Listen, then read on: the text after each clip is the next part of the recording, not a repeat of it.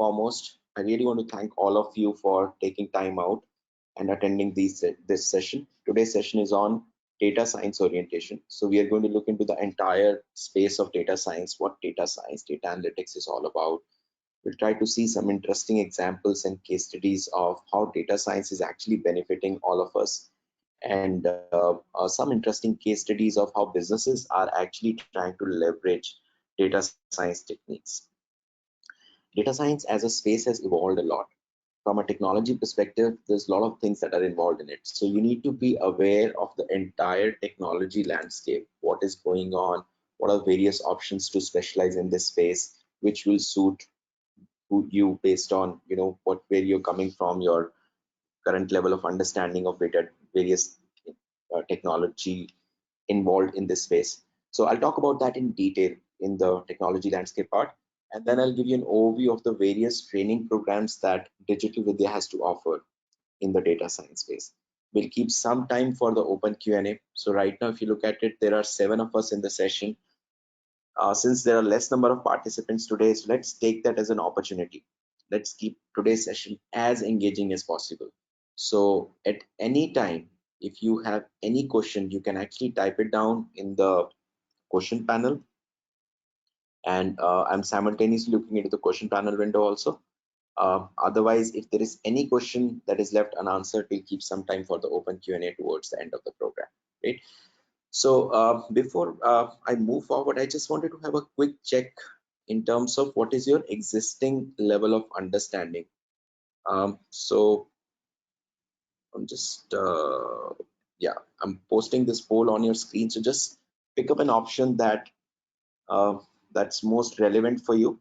So if you're at a nil level, you don't know anything in the data science space, you can pick up the first option, or based on your self-assessment of your understanding in the data science space, just mark the relevant option. I would request everybody to please do that, and let's do it quickly, and then I'll just share the results with all of you so that you know where you are in the group. So everybody just take next 2 seconds and complete it. There are still some users who have not done it. Everybody, can you please complete that now? So I'll just count till 5 and then I'll close this poll. Everyone can please respond to this. 1, 2, 3, 4, and 5. So here we go. Most of you are at a below average level. Nobody is at the nil level. That's interesting. And there are few of you at an average level. So that's the, I hope that gives you some idea where do you stand in the group today. Great. So let's start with the basics, since a lot of you are actually at a below average level case. So I would not give you a definition of what data science or data analytics is. So what we'll try to do is we'll actually try to start by solving a problem the way data science and data analysts do. This whole exercise will give you an understanding of what data science, data analytics is, how do data scientists, data analysts work in their day-to-day life. Is that profile something that really suits you or not? And I've picked up a problem that is a very, very basic, a very small problem that we can solve in next maybe 10 minutes. And something that you can relate to, and something for which you do not need programming knowledge. So, there are people with programming background in this group, and there might be people who do not have any programming background. And data science, data analytics has an opportunity for both set of audience. So I'll pick up an example that makes sense for all of you. So here is a business case in front of you. So the way it would work is that I would first present the business case, and then I'll come over to your side, and together as data professionals, we'll try to solve it. So whenever, so here's a business case. So first and foremost, whenever a business case comes in front of data professionals, the first thing they do is that they think, where can they get some data which can give them some insights into this particular business case? So business case is that, to invite people for this webinar, we run ads on various platforms. And a lot of you might be here because you've seen one of those ads. So we run ads on Google, we run ads on Facebook, and these platforms help us to target audience based on gender, location, their data analytics experience, programming experience, and overall years of experience that people have. You have to help me decide which are the relevant target options for me. It's a very simple and easy problem, right? Now, what can we do? So first thing, we'll think aloud, where can we find some data which can give us some insights into this business case? We can actually look at the profile of people who are in this webinar. We can actually look at the performance of the past ads, right? Or we can see what is a correlation between the targeting option that has been used and the kind of people who are actually coming in the webinar. That would be an interesting case, right? So let's try to do that. So as a next step, what we will do is that we'll try to arrange all the data. You can say data gathering or capturing all the data. So that's the first stage, and it takes a lot of time in a lot of organizations. So to do that, what I'll do is I would quickly ask you to fill up a form. I'll be sharing a link with all of you shortly. And once this link is there, a Google spreadsheet form will open up in front of you. You don't need to type in your real name. You can type in any dummy name you want to. The rest of the information has to be accurate in terms of your overall years of experience, your gender, your location, and few other questions like your existing level of understanding of data analytics space. What is your likelihood to take up any data analytics course, which industry you're from, whether you're a programmer or not. And once I have input from all of you, we will use this data to do this analysis. So here is a link. Those of you who's not able to access the link, you can let me know in the question panel. I've just shared it in the control panel just now. So just press on this link and fill up the form. And once you fill it up, the data will be over here, and then we'll start analyzing the data. Everybody take 30 seconds to complete it fast. If you're not able to see the link, just let me know in the question panel. Otherwise, do it quickly.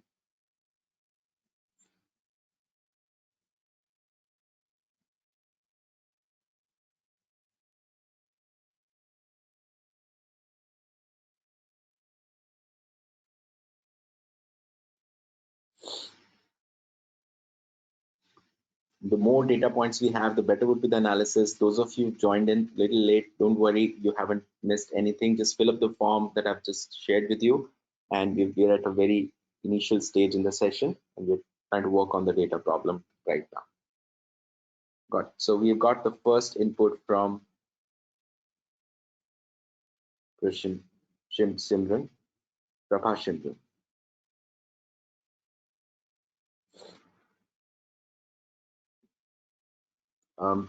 Megha, you're saying that you're not able to see the link. Here is the link for you. So just fill up this form, Megha. That's what you have to do. Let's take another last 10 seconds. Those of you doing it, let's complete it fast.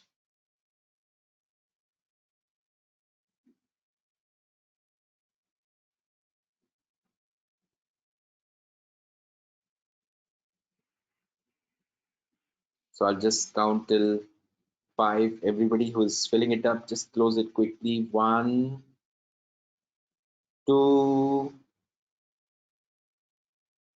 3. Got input from Rohit as well. Quincy, here is the link for you. I think a lot of you are not able to access the link. 4 and 5. So that's okay. We have got 2 data points over here, one male, another female, and you can see the other data points as well. So first and foremost, what I've asked you to do is I've asked you to fill up a Google spreadsheet, and the data is there in front of a Google spreadsheet. Typically, data professionals do not use Google spreadsheet. Like Google spreadsheet does not have an exhaustive list of data analytics library. I would say the most easiest or the basic tool that everybody uses is Excel, right? But since we have to do a very, very basic analysis, we'll do it in Google spreadsheet itself today. And since we have got just 2 data points, so I would not just be using the data point that has been captured in this webinar. I would also be using the data points that we've captured in some of the past webinars also. So that would in total be 916 records in total. So that's like a good data size to do this analysis. Now, the analysis that I want to do is I want to use a statistical model called correlation. So those of you remember from your statistics classes, correlation between 2 entities means how the 2 entities are related to each other. Its value varies from -1 to 1. If it is 1, they are strongly related. If it is -1, they are not related to each other. they're actually strongly negatively related to each other. Like when one entity goes up, other entity goes down. And if the value is close to 0, that means two entities are not related to each other. But to use correlation statistical model, I need all the data in number format, right? So the next step I'll do is I will do a data manipulation. So I would label all the male as 1 and female as 2. Okay, so this data is now in the number format, not in the text format. I would label all the people from North India as 1. I would have labeled people from East India 2, West India 3, South India 4, right? So now all this data is in the number format. I would not be using name industry. And let's label all the programmers as 1 and non-programmers as 2. Okay, and so now the data is there in front of us, and I would be using this function called corral, which will give me the correlation between two entities. So let's just take the entity as first of all, I'm taking the first entity, which is the same column, and I'm actually interested in the correlation between all these entities with the likelihood to enroll into data analytics training program, right? And so that's exactly what I'm doing. I'm just taking all the inputs and I'll take all the records, and let's just take to start with the second entity also as the same column. What should be the value of correlation? It has to be 1, right? Because the two entities are the same. So let's see now what is the relationship between column F and column B. Are senior people more likely to enroll or the freshers more likely to enroll? Here is a value. Value is 0.15. So if you really think about it, it's positive. That means people who have little more experience are more likely, but it is not strongly positive. It's not like 0.8 or 0.9. Had it been 0.8 or 0.9, I would have said that, just focus on people who have more years of experience. People who are freshers are not really interested, right? Let's see, are male more likely or female more likely? So here is the data. It's 0.009. So it really doesn't matter whether you're a male or a female. But if you remember, we have labeled female as 2. So, females are little more likely, since it's positive, the number is positive, but it's like it's close to 0. So that can be ignored. Let's see, are the people from North India or South India, which are more likely to take up data analytics program? Again, minus 0.004, close to 0. So it doesn't matter. Based is the data analytics understanding matters? Yes, to some extent. It's 0.117, but it's not strongly positive, but it's a little bit positive. So people who have some understanding are a little more likely. That's interesting. And let's see whether programmers are more interested or non-programmers are more interested. Again, the value is close to 0. It's 0.01. So it really doesn't matter. So if I have to actually give this input to the marketing team, then what I would say is that do not target people based on their programming experience or their gender or their location. It really doesn't matter, but they can give some weightage, some importance to the overall years of experience or their data analytics experience, and then I can, this is an interesting enough insight. So if you really look at it, what we have done is we have kind of followed a process, used a technique called correlation, and come up with some meaningful insights out of data. That's what data analytics, data science is all about, right? Let me just put it in the form of the entire life cycle of any data analytics problem that we solve. So if you look at it, all starts with looking into existing business operations. What are the existing inefficiencies? Is there some analysis that needs to be done, or some new business opportunities that needs to be evaluated? And then, so who normally does that? People who take care of the P&L, the business owners, the project managers, and they usually give a business case to data professionals, right? And the first step is data collection. So, gathering all the data cleansing, manipulating all the data. We did a little bit of all of it today. That's all part of data collection, and it takes a lot of time. So once you have the data in the right format, then use some kind of an statistical model to do your analysis. Either it could be as complex as it would take for you to months and years to create, or it could be as simple as using a simple correlation that we've used today. And once you do that analysis, the next step is the insights that you have got. You need to communicate it to the people who have given you the business case at the first place. So at times, insights are fairly straightforward. Like in our case, I can just write down an email and that would be fine. But at times, insights are not so easy to communicate. Like you have to sort of do the whole analysis of the impact of the coronavirus in India. So you might need to create a lot of graphs for the same purpose. So you need some tool. So for that, tools like Power BI, QuickView, or data visualization libraries available with Python, data visualization functions available in SAS, or the functions available in R. So there are like probably few tens of products in this space, and you pick up the right product to communicate your insights back to the people, and then they would take some action, they'll get some value. The time is to look for the next problem in the business operation. So that's how the data analysis problems typically look like. Now, if I have to actually look at the entire landscape of all the problems, what we actually looked at so far is one set of problem, but there's another big set that we missed out on, right? So one set of problems that data professions work on are more statistical in nature, right? And usually to work on the statistical related problem, you can work on these problems without programming knowledge also. While if you have a programming background, that really helps, because then you can do a completely different kind of an analysis. But using tools like SAS and Excel, you can actually do work on these problems without programming background. So a lot of profiles related to the basic data and analytics profiles, and the BI business intelligence profile, the business analyst for various functional role, all come in this category. But then there's another set of problems that data professions work on. I can actually broadly classify it into a category of artificial intelligence. So let me just quickly give you an overview of this, and I'll share a few examples as well. So artificial intelligence means trying to create a program that emulates human intelligence. So it does a work that is normally done by humans, right? And so with that definition, every program that we create actually comes in the artificial intelligence category. But what change that is happening recently is now you can create programs that can be trained with data. That is where machine learning comes in, and or like a subset of that, which is even deeper, which is deep learning, right? So what is really machine learning? Machine learning is about where you use the data so that you create a working model to train an existing program, right? And why it is done is in order to increase the efficiency and accuracy of programs to a completely next level.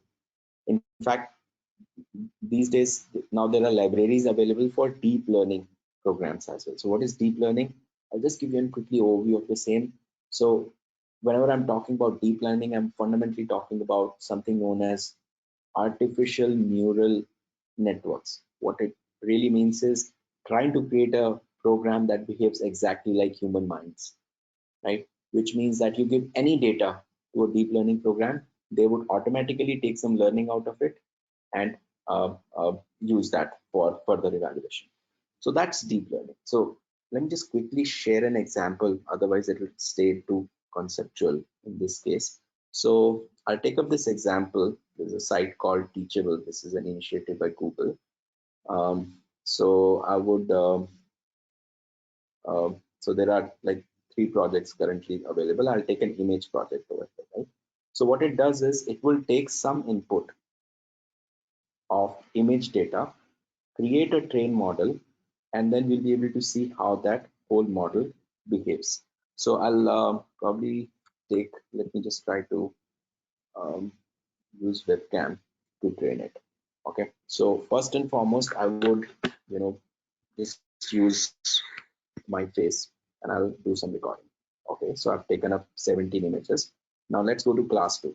In the class 2, what I'll do is, along with my face, I would also use my phone, right? So I'll just put a hold to this, right? Fine. So now I have 20 images data set over here and 17 over here. Now let me just train this model. So they would use this data. So right now what is happening is they're creating a model.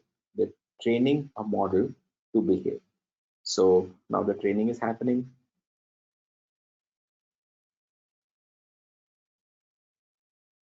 Great. So now let's see the result.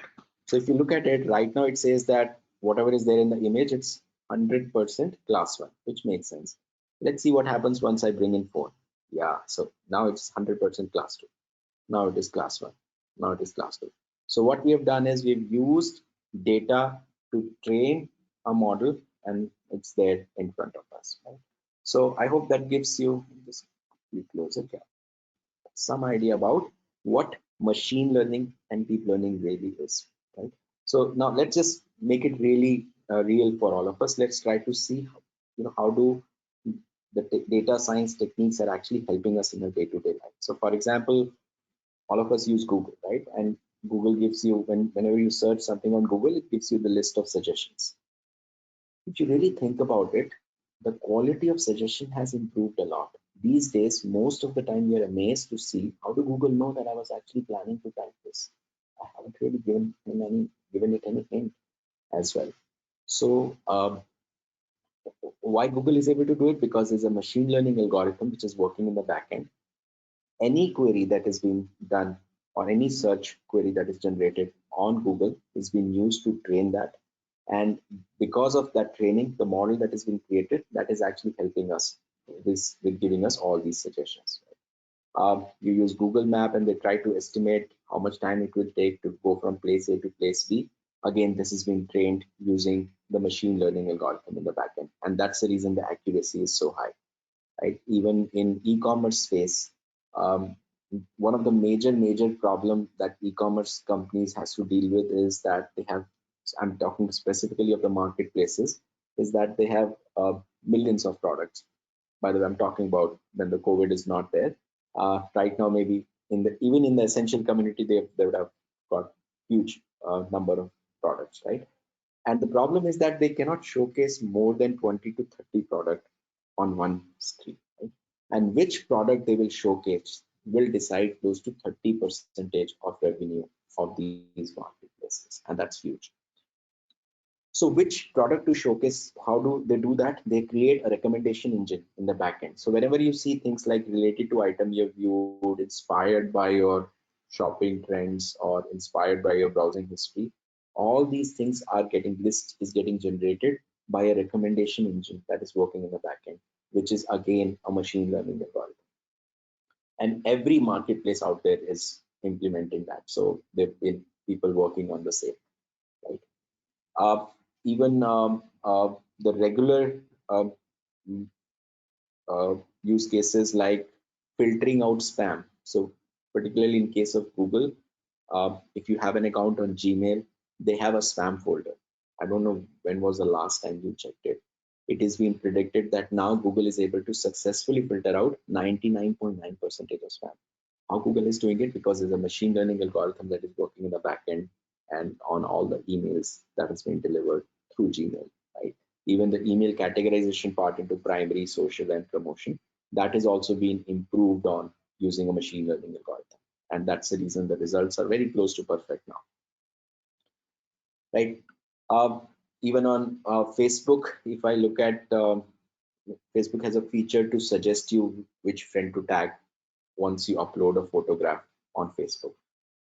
How Facebook is able to suggest you that? Because all the photograph that has been tagged in the past has been used to create a model, and that model help them to predict which is the next person, which is a person that is there in a particular photograph. Like similar to the example that I showed you about the teachable case, right? And then there are many more examples. So let's just look at some of the work that is already going on, and so, from the industry perspective, some interesting case studies. So for example, in the car rental space, from a technology perspective, one of the leading companies, Uber. So what Uber has done is that they have two apps. One app is actually, which is given to all of us as a user, another app that is given to drivers. In the app that is given to drivers, they have a special feature called heat map analysis. So they are able to predict where the demand is going to increase in next couple of hours. And then they create an entire heat map for the driver to move to that location immediately. So how Uber is able to do it? Because there's a machine learning algorithm that is working in the backend based on the cabs that has been booked in the past, right? E-commerce space, if you remember, I mentioned that the biggest use case is recommendation engine. But then there are other objectives also. For example, Big Basket use data professionals to manage their entire supply chain. One of the major problem with Big Basket is that they're dealing with perishable items, and the perishable item, the problem is that the inventory life is very small. So if it doesn't reach the store or their warehouses, even if there is a delay of 15 minutes, it's a huge loss to business. And if they just keep too much of an inventory, then there's too much of a wastage. So creating the right predictable model of what sort of inventory is needed in which store is a big issue, and that's where data proficiency is being used. I'm sure most of the model that they've created and what is going on these days, it would have failed, and they might be training all of them again as well, right? In banking sector sits on huge volume of data. So, the way you need to think is, where is data? And if there is a data, there would be companies who are deploying data professionals to create better programs. So banking sector, as I told you, sits on huge volume of data. So what they do is that their regular problems like money laundering, fraud detection, they're using data professionals to work on the same. Axis Bank has actually set up an innovation lab based out of Bangalore, wherein they've given all these problems to different set of entrepreneurs. They're giving them all the data, and they individually work on these problems. Right? Even for the other operations, like Max New York Life insurance sector, again, huge volume of data, right? Biotech. So you can check out the industry and you would see, yes, they would have huge volume of data and they can do something about it, right? So even the regular use cases like which insurance policy to upsell, which customer is going to churn out. So for that, they're definitely using data professionals, but they're also using it for the purpose of recruiting agents, like even for HR purpose. Like whenever you fill up a form, if you're applying in a Max New York Life as an agent, you fill up a form, the detail will be given to a machine learning program, and they would automatically decide whether that agent is going to perform in the future or not. Right? At a government level, the opportunities, they have a huge volume of data, and they can also arrange a huge volume of data from any organization, right? So that's the opportunity, and they're trying to leverage data in a big way. So the Andhra Pradesh government, for example, they've created a CM dashboard wherein they are even monitoring things like how many street lights are currently operational in the state, how are patrolling vehicles behaving on the highways. So they've deployed drones, they collect images, and all that image data is being feed into an algorithm which is being trained to predict whether the patrolling vehicles is behaving properly or not, right? So for weather monitoring in agriculture department, everything is they're trying to use machine learning algorithms for the same. So that, I hope, gives you some idea what is really happening in the industry. So let's try to see where we are heading towards in future. I wanted to show all of you a video of it's an introduction to a tool called Google Duplex, which was done by Sundar Pichai some time back. Google Duplex can behave exactly like humans on call, right? So let's just watch this demo, and this will give you some idea about it. So just a 2-minute demo for all of you. So let's go back to this example. Let's say you want to ask Google to make you a haircut appointment on Tuesday between 10 and noon. What happens is the Google Assistant makes the call seamlessly in the background for you. So what you're going to hear is the Google Assistant actually calling a real salon to schedule the appointment for you. Let's listen.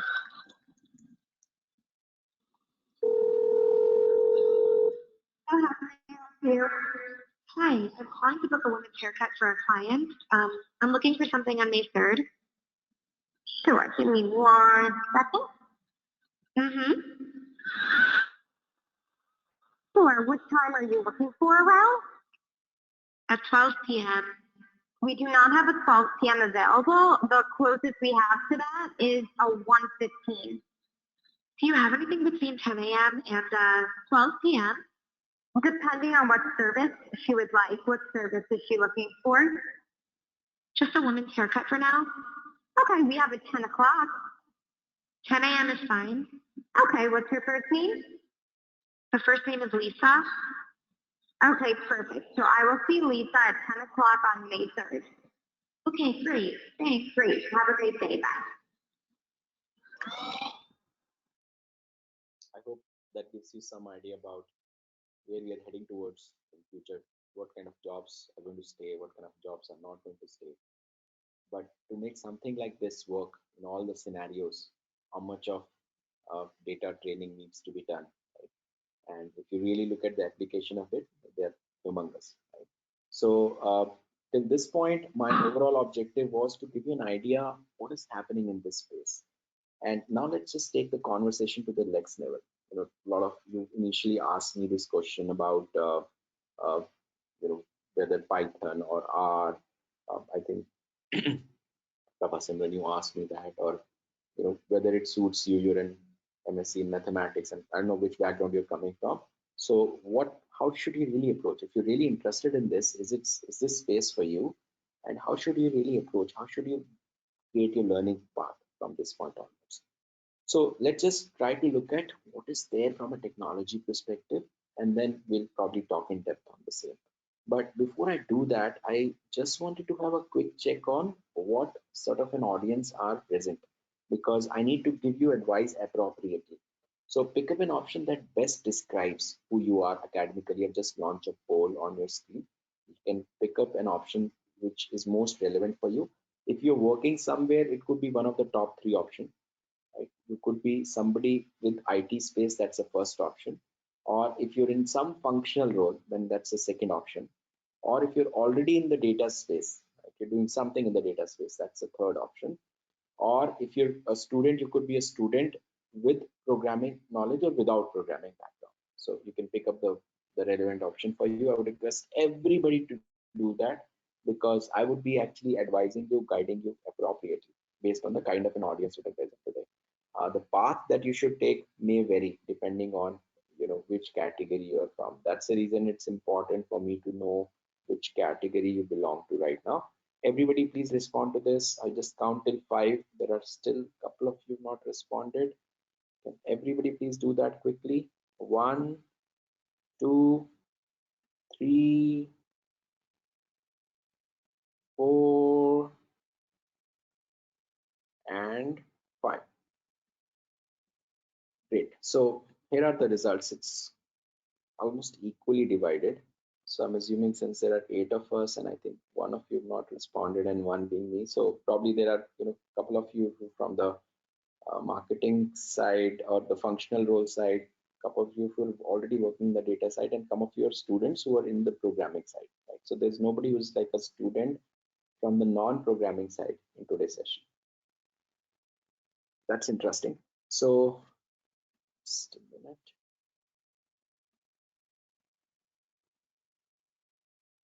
Great. So Shubham, Meghna, just hold on your question for the time. Let me just set the entire framework, and then we'll talk about it in detail. So first and foremost, let's have an idea from a technology perspective what is there. And I'll probably give it to you the overview more from a historic perspective and where these technologies currently stand in the industry, so that you can pick and choose appropriately. So first and foremost, let's look at from a historic perspective. Just yeah, what set of technologies are involved in this? So traditionally, or I would say, if you look back in the past, the people who were supposed to work on data were statisticians. They're the only one who were working on the data, right? And the first tool that was ever created for statistician was SAS. It is still being used a lot. It's a proprietary tool. It's an expensive tool that's the reason you would see the SAS getting deployed in most of the larger organization, biotech companies, BFSI sector, um, uh, deploying it.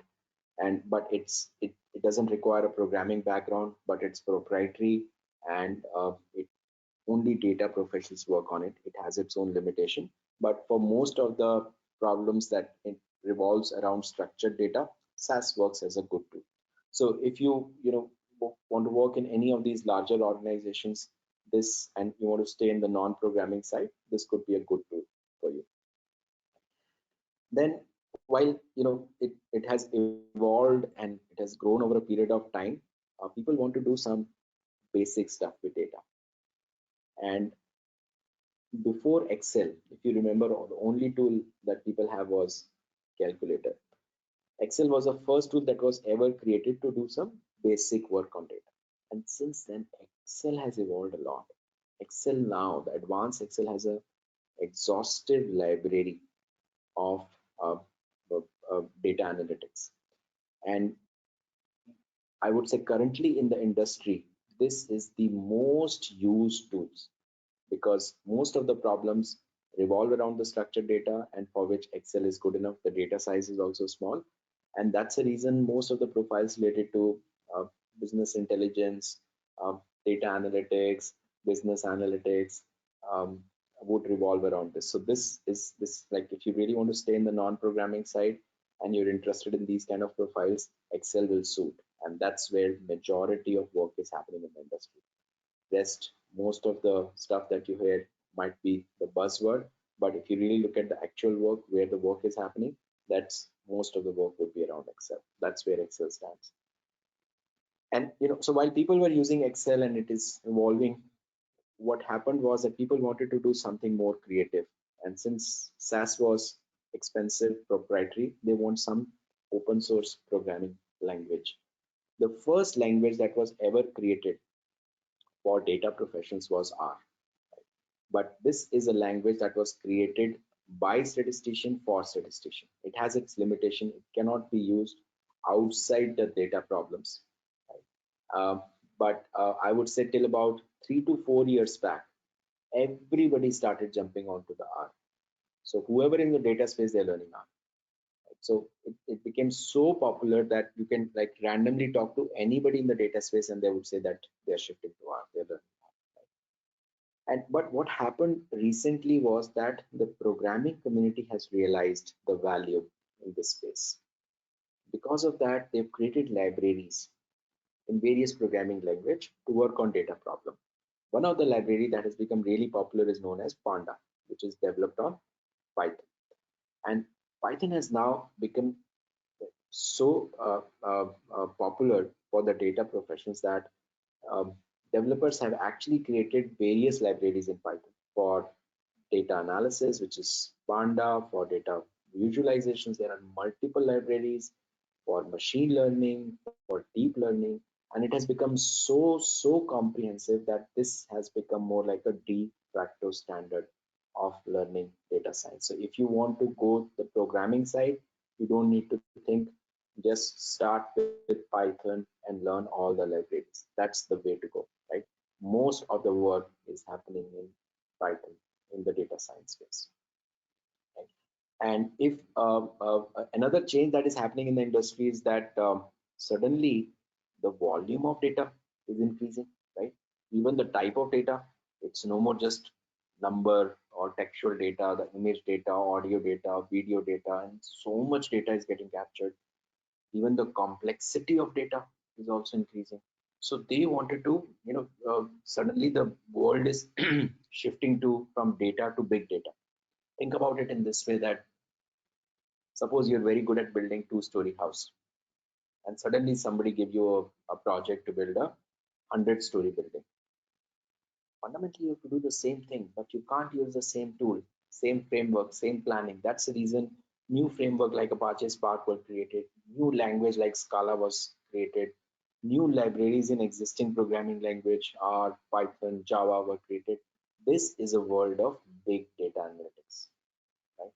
And so, but the way you should start is first go to the basics, go in depth of Python, learn all the libraries extensively, and then you can actually, based on the kind of problem you're working on, move on to the big data analytics. That's a path to be taken. Let me just try to sort of go deeper into this on how should you really build your expertise in this area. So fundamentally, three things are needed to succeed at a data profession. First and foremost, you need to have good knowledge of statistics. Right? So those of you who've done MSc in mathematics and have a background in statistics, that's going to really help you a lot, right? And if you've slept through all those classes, like most of us, so in our courses we have a separate module on statistics that go on for a long enough period. And in fact, we try to use all the statistical model from basic descriptive analysis like mean, median, mode to in-depth time series analysis or linear regression um, throughout the entire course, so that you really become well versed with all the statistical techniques that data professionals use. Okay. But if you know statistics, like if you already know statistics, is that sufficient? Right? So that's just one part. The next part is that now you need some tool to use those statistical models. I can actually broadly classify all the tools in two categories from a career perspective. One, I would say, if you want to go down the programming route, right, you can either learn Python or R. A lot of people ask this question, why don't I learn Python and R, right? So it really doesn't make sense in my opinion, right? You should actually focus on one and go build your depth rather than understanding the syntax of two different programming languages, right? And looking at the current scenario and where future is going, you should better focus on Python unless you have some specific reason to learn R. There's in your organization, there's some implementation that is already going on in R and there's a need to learn R only, then you can focus on R. But otherwise, focus on Python. That is good enough. With our Python course, we actually give a self-study course on R for free because a lot of people ask for it. But in my personal opinion, don't look into it. Just focus on Python. That makes more sense. By the way, Python can be learned as a first programming language. If you're not a programmer, but you're interested in learning programming, Python is a way to go. People are learning Python in their 5th class also, so it's easy, and you can actually, as a data professional, to the level that you need to understand Python, you can learn it over a period of time. That's easy, but you need to be analytically strong, and you should have passion for learning programming. Another route you can take is you can take a non-programming route, which will help you to work on the data crunching and data visualization problems. Right? For that, the tool that is must is Excel. Right? Excel would help you, and I'm not talking about the basic Excel, I'm talking about the advanced Excel. Right? Along with Excel, you should actually learn one data visualization tool.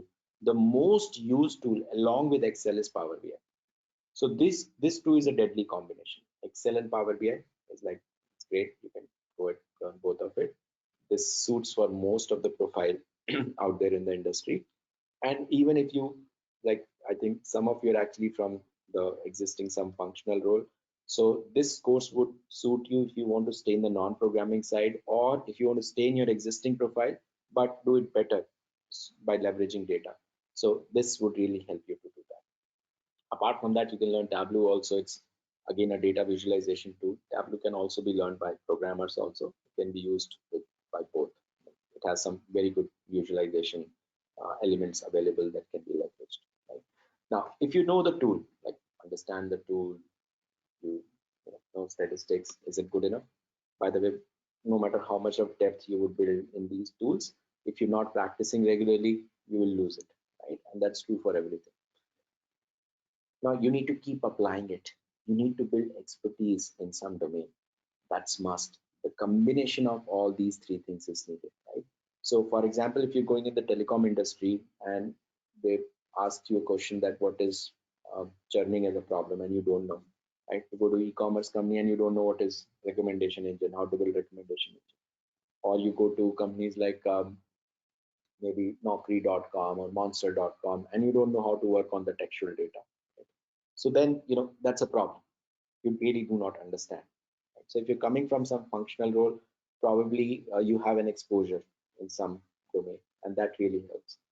Apart from that, what we do is that you've created multiple projects and you pick those projects very, very carefully so that you get an exposure to various work that is going on in the industry. Uh, we have a project on deep learning, on natural language processing. You would work on the credit card fraud data, to computer rental data, to image data. So That's the idea, is that try to get an exposure to all those problems, and then based on then the project that you will get, or the assignments you will get later, this is something that will increase over a period of time. But that's how this, combining all these three together, you will be able to build uh, expertise in this area.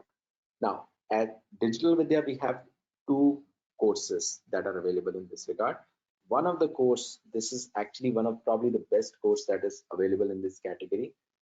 It's a data science master course, right? This particular course, the curriculum is very, very comprehensive. You can actually download it from our website, the curriculum, if you haven't seen that in detail.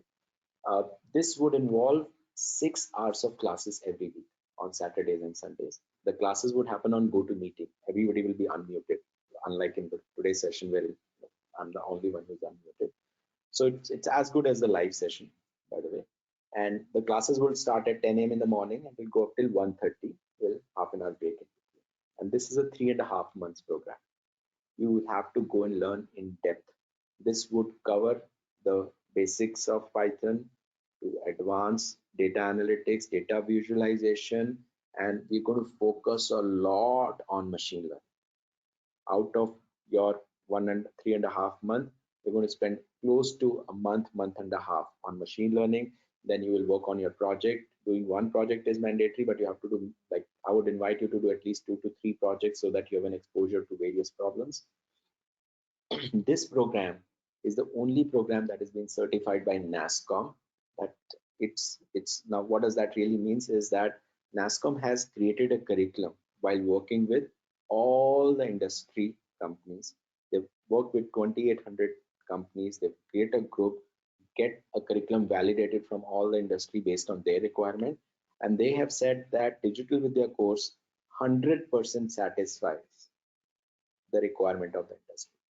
And whoever completes our course not just get a certificate from Digital Vidya, but also get a certificate from NASSCOM, which will help you in all the partner NASSCOM companies as well. And that's, so we have to do a lot of changes in our program to make sure that everything that is there in the industry is being captured in our program. So this it's a quite comprehensive program. There would be every week you would have to spend about 10 hours in your assignment. So what that means is that it's going to take about 15 to 20 hours of your time on weekly basis, and within 3.5 months you will be ready to launch yourself in the data science space with in-depth knowledge of machine learning. Every person who's completing this course is actually getting 4 to 5 interview opportunities even today, and that's because this is right now the demand of the future. So that's the first course that we have. The second course is Data Analytics Master Course. This is for the people who wants to stay in the non-programming side, or who want to work on the data crunching related problems, right? To work on that, in our experience, what is needed in the industry is you need in-depth knowledge of Excel and Power BI and an overview knowledge of SQL. That is what industry demands. This course would be for 2 months. Again, 2 classes, Saturday, Sunday, quite comprehensive. And this would, since it's for 2 months, the duration is less. You can, on our website, check out in depth the curriculum detail of both of them. So what I'm actually trying to do right now is I have a special gift for all of you. But before I do that, I'm actually launching a poll on your screen. We have an upcoming batch in May for both the courses. So you can pick the option. You can actually take up both the courses also, but my request is don't do that. Pick up one and go in depth, right? So if you're sure that you want to take a May 31st course, then you can let us know. We'll actually mail you the further details on how to register yourself in. And there's a data analytics master course, data science master course, which is starting on May 31st. And if you're not sure that these are the dates for you, you can mention about the future dates, and whenever we are launching the future batches, we'll probably let you know. And if you want some one-to-one guidance, somebody will call you and give you further guidance on the same, then you can pick up the last option. So let me see if there is any question.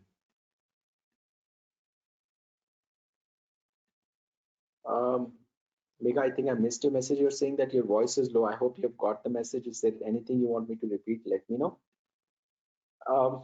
You're saying I'm in the, so anybody, any question, you can now type it down in the question panel. I'm assuming, Shubham, you're saying आप हिंदी नहीं बोलते. So this course, the instruction of this course will be in English. So I just wanted to make sure that you're clear from that perspective. Right. Anybody, any question, you can now let me know in the question panel. So just to respond to the earlier questions, Megha, you said that your MSc Mathematics, that's just the right profile for this. And if you have, you go ahead, learn the tool, do the project, and you'll be ready for this space. And the earlier you get into this space, the better it would be. So my suggestion is that from a future perspective, if you are passionate about programming, go with the data science course, right? That's my suggestion to you, Megha, if you're asking for my advice on the same, right? Anybody else, any question, just type it down in the question panel. And I think there is one of you not responded. Please respond to this poll also. I think some of you joined in really late. So we are actually recording this session. If you missed it, don't worry. We would be sending you the recording within a day and you can just watch it over the recording. Otherwise, if there is anything, any one of you, any other question, any one of you have, you can let me know. Everybody, can you please respond to this? Then I'll close the poll on the count of 5. Okay, 1, 2. If anybody who's not responded, let me know. 3, 4, and 5. Okay. So another a gift that we have for all of you is we've recently created a course on big data analytics. This covers all the technology that are there in the big data space at an overview level. It's a self-study course. It takes about 55 hours to complete it. And this is again, you get a NASSCOM certificate with this. And we've kind of, you know, NASSCOM is actually giving this course to all their partner organizations also. So since what we are trying to do is we are also trying to give this course for free right now to all our existing students so that they have an idea about what is happening in the big data space. But this course would not make sense to any one of you right now. You need to have a good understanding of machine learning before you actually jump onto this course. Right? So we would actually give you this course for free to everyone who would register into the Data Science Master Program. So once you complete that course, then you can go to this particular course as well, and that will give you like a end-to-end understanding, starting from basic to in-depth knowledge in the data science and the knowledge of big data and analytics as well. Right? So that's a small gift from our side. Will they start from basic, sir? Yes, it will start from basic. And Megha, I'm assuming that if you're not from the programming side, my request is make sure that you register ASAP so that before 31st, you have time to work on the basics of Python. And you can just go on the net and start reading stuff about the basic Python as well. And just install Python on your machine, and we'll give you a self-study module to work on the basics of Python before your course starts as well. So try to do it as soon as possible. Great. Anybody else, any question, anything else that you want to know? Otherwise, that's it from my side. That's all what I wanted to communicate. Great, guys. So at this point of time, I really want to thank all of you for taking time out. I hope you're able to get some advice that will help you in your career. And I specifically want to thank those of you who finally decided to do a program with Digital Vidya. Very soon you would hear from one of us and we'll give you further information about how do you complete your registration formality, and try to do that as soon as possible. So thank you very much. This session is now complete and closed. Thank you very much.